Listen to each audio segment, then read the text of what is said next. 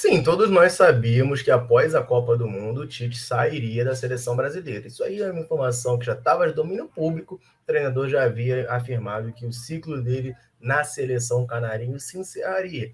Então, muitas discussões aconteceram aí ao longo do ano, né, de quem vai ser o treinador que vai suceder Tite na seleção. Ao longo da temporada, com o Fluminense vindo bem no Brasileirão, jogando bem, o nome de Fernando Diniz foi muito especulado, né? Muita gente pediu, mas o treinador que renovou recentemente o contrato com o Fluminense perdeu força na CBF. Essa foi a informação que saiu logo após a eliminação. Parece que a CBF está de olho em treinadores estrangeiros para assumir esse posto tão importante que é da seleção brasileira, que periga aí, né?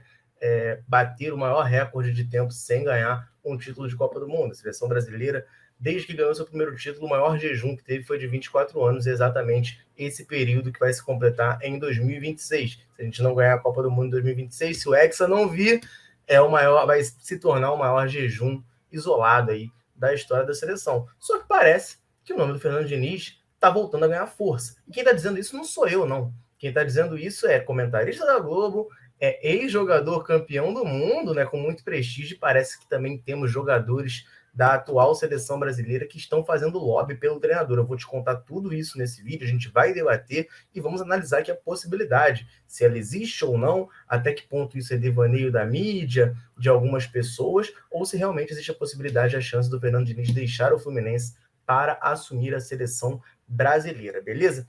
Antes da gente começar esse vídeo, né, eu só quero pedir para você deixar o like. Aqui embaixo do vídeo tem um botão do like. Se você puder apertar esse botão aí, você vai dar uma moral absurda para a gente que está aqui todo dia fazendo vídeo, conteúdo sobre o Fluminense, tudo que envolve o nosso tricolor aqui no YouTube, para você ficar muito bem informado. Então eu conto com a sua ajuda, conto com o seu apoio. Vamos lá, vamos partir para começar a falar sobre isso, porque como eu disse aqui na introdução, né, muita gente pediu o Fernando Diniz, aí tem um lado que fala, mas ele não tem títulos ainda, e é um lado que eu até concordo, tá? Eu falei isso num vídeo que a gente fez ontem sobre isso.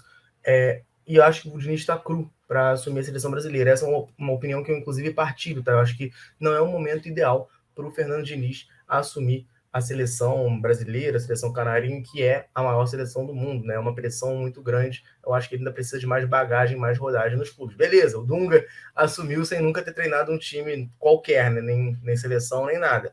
Mas o Dunga já era campeão do mundo e mesmo assim eu fui contra. Enfim. São outros 500 aí. Agora, tem gente importante aí do meio que está fazendo lobby. E esse lobby, meus amigos, não adianta. Pesa e pesa muito. E a gente vai comentar isso aqui. Vamos lá, eu vou começar primeiro com o PC Vasconcelos, que é comentarista, né, do Grupo Globo, né? Comenta muito ali no Sport TV, mas também comenta na Rede Globo, que ele pediu, né? Isso aí ontem, né? Saiu essa informação de que ele pediu o Fernando Diniz na seleção brasileira. Vou abrir aspas aqui para ele. O meu técnico para suceder o Tite seria o Fernando Diniz. Suas ideias, a maneira como desenvolve o trabalho nas equipes que treinam e o olhar para o futebol são interessantes, inovadoras e necessárias para o futuro da seleção. Fernando Diniz representaria um sopro de novas ideias. E essa declaração do PC Vasconcelos, ela me remeteu a um vídeo que eu vi essa semana, que voltou à tona, né, do Fernando Diniz, se eu não me engano, no Bolívia Talk Show, falando sobre futebol brasileiro, sobre suas ideias e tal. E eu vou colocar esse vídeo aqui para a gente analisar e debater, porque eu acho muito interessante algumas coisas, tá? Que o Fernando Diniz fala nesse vídeo aqui sobre seleção brasileira. Eu acho muito, muito, muito interessante alguns pontos, tá? Que o treinador traz, algumas ideias, que vão, na verdade, até na contramão do que a gente viu das notícias. Eu vou botar o vídeo aqui e a gente vai comentando, tá? Ao longo dele. Jogando futebol. O futebol que tem a sua origem na nobreza, aqui no Brasil, não sei se só no Brasil, mas aqui se popularizou muito. Então virou o esporte do povo, um traço muito forte da cultura do país. De alguma maneira, os europeus eles foram criando condições físicas e táticas para poder ganhar do brasileiro. Sim. Começaram a estudar o futebol. Aqui eu quero fazer uma pausa rapidinho no que o Fernando Diniz falou, porque assim, ele fala aqui de que criaram condições físicas e táticas para vencer o futebol brasileiro. Sim, eu concordo, tá? Concordo em parte. Tem condições físicas, sim. Tem condições táticas, sim, que o futebol europeu evoluiu. E a gente não pode negar isso também. Não adianta a gente ficar aqui nesse saudosismo de achar que o futebol brasileiro, por si só, pelo talento, etc. e tal, basta, não precisa de aplicação tática, não precisa de nada, porque, claro, a gente vê times mais fracos que conseguem vencer times melhores por conta das aplicações táticas, um bom trabalho do treinador, isso pesa muito no futebol. Mas o Fernando Diniz não cita, acho, né, até porque para ele, como treinador, não pegaria também muito bem citar esse ponto, mas assim, tem uma questão que me parece clara, né, que ele não cita, que é a questão financeira. O futebol europeu hoje é melhor que o futebol brasileiro, por quê? Porque ele consegue, né, você vê lá, por exemplo, no futebol... Vou pegar um exemplo aqui, que não é nem o futebol de primeira prateleira, mas que eu acompanhava um pouco mais quando eu era mais jovem. Cara, eu lembro lá para 2012, 2013, quando o Jorge Jesus treinava o Benfica, teve um time do Benfica que chegou nas quartas de final da Champions. E desse time do Benfica, tinha apenas... Não tinha nenhum jogador português no time titular.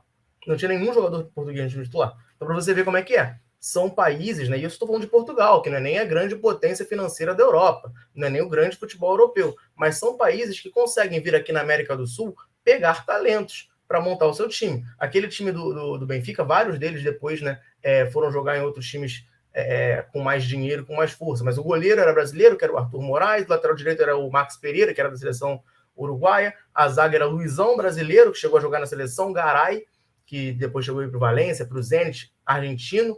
Na lateral esquerda era o Capdevila, se eu não me engano, espanhol, que foi campeão com a Espanha em 2010. O meio-campo era Javi Garcia, que é espanhol, Witzel, né, que é da seleção Bélgica, Aimar, argentino, Gaetan, argentino, Nolito, espanhol, e o atacante era o Cardoso, paraguai, ou seja, não tinha nenhum português. Isso eu estou falando do Benfica. Você vê ali clubes ingleses até tem mais, né, jogadores da sua própria liga, porque, enfim, questões lá da liga inglesa.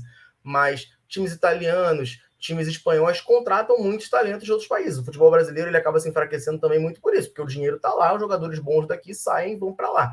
Então isso é uma coisa que o Fernando Diniz não citou, mas que eu acho importante da gente pontuar. Também há um fator dinheiro.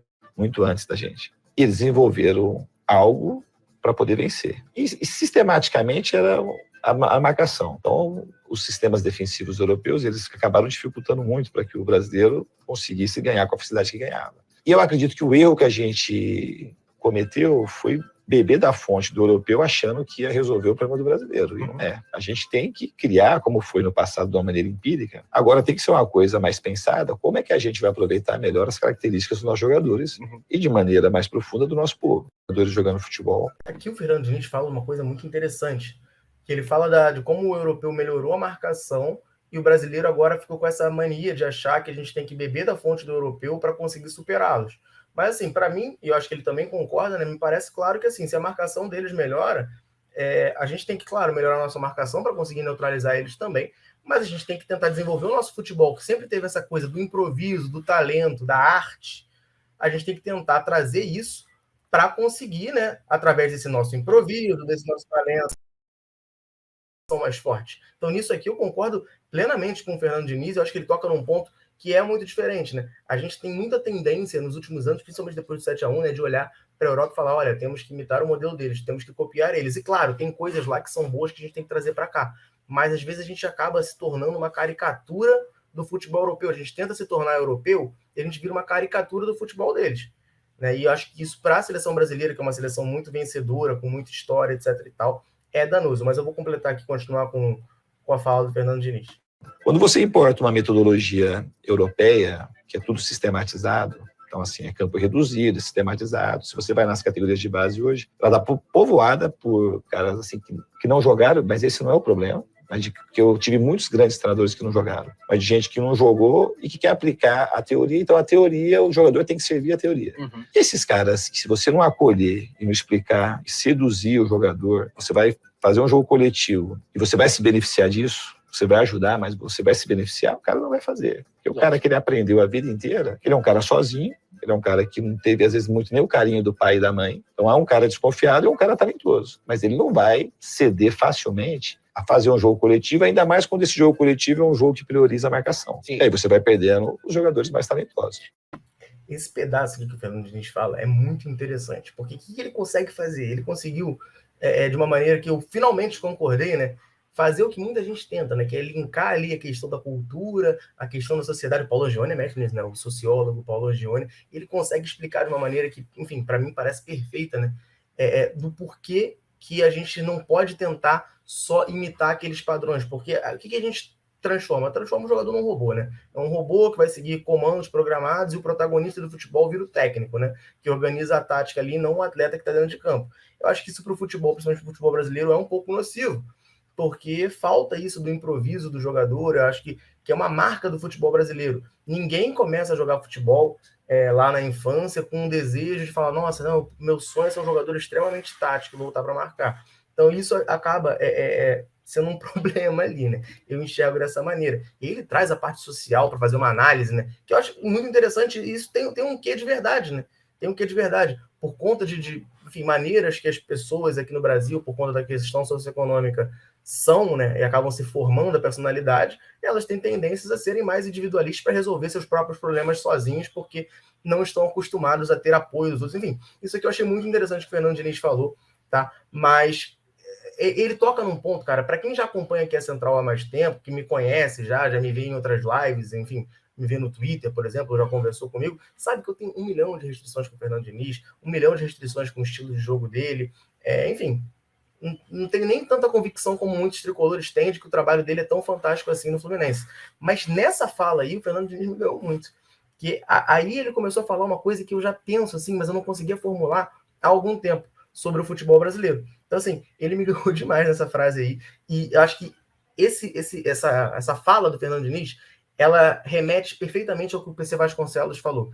Esse sopro de novas ideias. Porque na CBF hoje, no futebol brasileiro hoje como um todo, a gente vê o pensamento ser aquela coisa de não, a gente precisa, né, imitar o futebol europeu, é isso, e trazer isso para cá. Só que, por um lado, tem coisas, repito, tem coisas importantes no futebol europeu, a parte tática, a parte de marcação que eles desenvolveram lá é muito útil para o futebol brasileiro. E assim, você vê zagueiros como o Thiago Silva, que aqui no Brasil, na época do Fluminense, eu já achava que era o melhor zagueiro do mundo, ele se tornou 100 vezes melhor depois que ele foi jogar na Europa. Principalmente depois que ele passou pelo futebol italiano, que tem uma marcação muito forte. Mas do meio para frente falta um pouco disso, né? Estava até conversando com o Daniel, meu companheiro aqui de canal, sobre isso ontem. Foi o Daniel? Acho que foi. E aí a gente estava falando sobre o Luiz Henrique, do Fluminense, que é um jogador que ainda tem, ex-Fluminense, né? Ainda tem essa coisa do drible porque ficou mais tempo. Como o Neymar, né? O Neymar ficou muito tempo no Santos antes de sair para a Europa. Então ele ainda desenvolveu muito aquele futebol moleque brasileiro, futebol arte. E quando chegou na Europa, principalmente no começo ali, né, de Barcelona, o Neymar encantou. Foi um grande jogador e foi talvez a melhor fase dele no futebol europeu. E isso que o Fernando Diniz, essa ideia que ele acabou de trazer aí, que ele fala, né, eu acho muito interessante para a gente pensar e ampliar esse debate, tá? Sobre o futebol brasileiro, sobre o CBF, o que a gente precisa fazer para buscar o Hexa. E não é só o PC Vasconcelos e agora eu falando, embora eu ainda não seja, tá, pró Fernando Diniz na seleção, fique claro, mas eu gostei muito dessa fala dele. Mas não é só a gente aqui falando, porque quem falou também, quem está pedindo também o Fernando Diniz na seleção é ninguém mais, ninguém menos do que Ronaldo Fenômeno. O Ronaldo Fenômeno está falando. Então, assim, até por isso que eu também acho muito válido trazer esse vídeo. Beleza, já saiu notícia de que o Fernando Diniz não vai para lá, mas a partir do momento que o Ronaldo Fenômeno fala positivamente do Fernando Diniz na seleção, embora o presidente do CBF tenha falado que não vai ficar ouvindo influências de ninguém, cara, isso pesa. Isso inegavelmente pesa. Vou abrir aspas aqui para o Ronaldo. Acho que todo mundo pode se surpreender com o novo técnico, mas dessa lista, a CBF cogitaria o Fernando Diniz. Tem outros nomes internacionais também que não foram citados, mas dessa lista aí, o Diniz talvez seria um atrativo para a seleção brasileira, porque é um cara que faz jogar bem, dá espetáculo. Muita gente pode questionar que não ganhou título e como seria com grandes jogadores. São todos bons treinadores, mas estou curioso também para saber as opções. É uma decisão muito importante para o próximo ciclo inteiro. O quanto antes apresentar o nome e começar já a trabalhar, melhor. Foi o que disse o Ronaldo Fenômeno, ou seja, o Ronaldo Fenômeno também vê com bons olhos o Fernando Diniz na seleção brasileira. É uma opinião que pesa muito, tá? Pesa muito e não foi só ele, porque saiu uma informação no All Sport de que parte dos convocados apoia o Fernando Diniz na seleção brasileira. E assim, eu acho que na seleção brasileira é um pouco diferente, porque convocação é aquela coisa, é ciclo, né? O jogador não tem contrato com a seleção, então ele pode entrar e pode sair da seleção. Mas a gente viu algo parecido acontecer antes do Diniz do Fluminense, né? Que o Diniz não era um nome que não tinha tanto apoio, mas saiu essa informação, né? De que um grande grupo de jogadores do Fluminense apoiava a contratação do Fernando Diniz para técnico e tal, e eu acho que sim, inegavelmente isso pesou, tá? Na hora da decisão do Mário e do Angione, que já gostavam, claro, do treinador. O All Sports traz a informação, né, de que Daniel Alves, Thiago Silva, Neymar, Antony e Bruno Guimarães gostam do treinador e estão, né, nesse lobby aí pro Fernando Diniz assumir a seleção. Só acho um pouco esquisito, né? Porque nessa lista aqui você tem Daniel Alves e Thiago Silva, que a gente sabe que não jogam mais na seleção brasileira. Daniel Alves não falou abertamente, mas o Daniel Alves tem 38, 39 anos e já foi até estranho ele ser convocado para essa Copa, né? Então, para uma próxima Copa, acho muito difícil ele estar aí. Thiago Silva já falou abertamente que provavelmente está aposentado da seleção brasileira. Não deve estar no próximo ciclo. O Neymar, a gente também tem aquela questão, né? Idade ele tem, mas ele parece que não está muito mais afim de jogar na seleção, está com vontade de se aposentar. E aí você tem Antony e Bruno Guimarães, né? Que são jovens jogadores aí, mas são os dois que poderiam estar no próximo ciclo. Então não sei até que ponto isso vai pesar.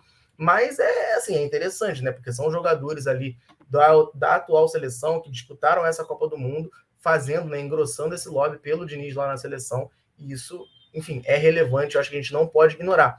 Curiosamente, né, dessa lista aqui, só Thiago Silva e Neymar, né, nunca trabalharam com o Fernando Diniz. O Daniel Alves trabalhou com ele no São Paulo, o Antony também com ele no São Paulo, e o Bruno Guimarães trabalhou com ele no Atlético Paranaense. Se não me engano, acho que o Bruno Guimarães também estava no Audax, tá? Acho que ele vai do Audax pro Atlético Paranaense junto com o Fernando Diniz. Mas no Atlético Paranaense, com certeza, o Bruno Guimarães trabalhou com o treinador. Então, assim, por mais que as notícias, né, deem conta de que o Fernando Diniz vai ficar no Fluminense, ele já renovou o seu contrato, isso é importante, né, para a torcida tricolor também não entrar em polvorosa aqui, ele já renovou, está com o contrato até o final de 2024, tem muita gente importante fazendo esse lobby por ele. A gente vai ter que esperar aí as próximas semanas, os próximos capítulos, para ver quem vai ser o novo técnico da seleção. Eu, particularmente, tá, agora uma opinião, um palpite, um chute aqui, acho que não vai ser o Fernando Diniz, tá? Acho que a seleção brasileira vai por outro caminho, até por essa pressão que eu coloquei 24 anos. O Brasil vai ficar no mínimo, né, 24 anos aí sem ganhar.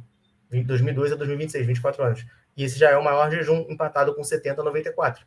Então, é uma pressão muito grande pelo Hexa em 2026. Eu não sei se a CBF vai arriscar tudo no Fernando Diniz, que, como o próprio Ronaldo citou, né, embora ele tenha tentado minimizar isso, é um técnico que ainda não tem grandes títulos na carreira, ainda oscila, né? Ele tá tendo um bom momento agora no Fluminense, em 2022, teve um bom momento no São Paulo, que depois caiu, mas fora isso, assim, ele sempre é aquele técnico que é sempre uma grande promessa, uma grande esperança, mas nunca realiza o potencial que ele pode ter, né? Então, eu particularmente acho, tá, que a CBF não vai investir no Fernando Diniz de momento. Fala-se muito em técnicos estrangeiros, vamos aguardar as cenas dos próximos capítulos, mas acho essas notícias muito importantes, muito relevantes para a gente trazer. Será que o Fernando Diniz vai pintar na seleção? Nunca se sabe, vamos aguardar as cenas dos próximos capítulos e a gente vai estar aqui atento, até porque o Fernando Diniz é o técnico do Fluminense, então isso influencia diretamente em nós aqui da Central, beleza? Convido você a deixar o seu comentário aqui nesse vídeo, dar a sua opinião. O Fernando Diniz merece para a seleção? O que você achou dessa fala do Fernando Diniz? Eu, particularmente, né, como eu disse, gostei pra caramba. Tá até me convencendo mais, tô até gostando mais dele aqui no Fluminense agora, depois dessa fala. Tô quase me convertendo ao dinizismo, mas calma. Convido você a deixar o seu comentário, deixar o seu like e já faço também mais um convite. Hoje, 6 horas da tarde, vai ter live aqui na Central. A gente vai falar bastante de Fluminense, de mercado da bola. E esse assunto do Fernando Diniz, seleção brasileira, vai ser debatido, não tem como. A gente vai entrar nessa pauta. Então, convido você a estar aqui com a gente a partir das 6 horas da tarde. Valeu? Eu vou ficando por aqui. Um abraço, saudações tricolores. Tamo junto.